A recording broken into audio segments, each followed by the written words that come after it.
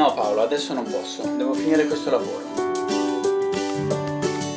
Amore, sono sicura che papà giocherà la settimana prossima con te. Se Papino non lavora, non guadagna.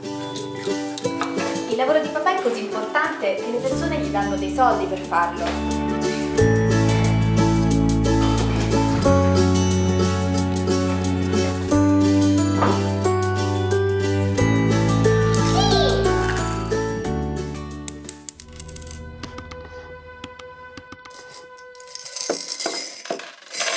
E questi? Posso comprare un po' del tuo tempo? No, per te è gratis. Davvero? Sì, andiamo a giocare. Ho vinto!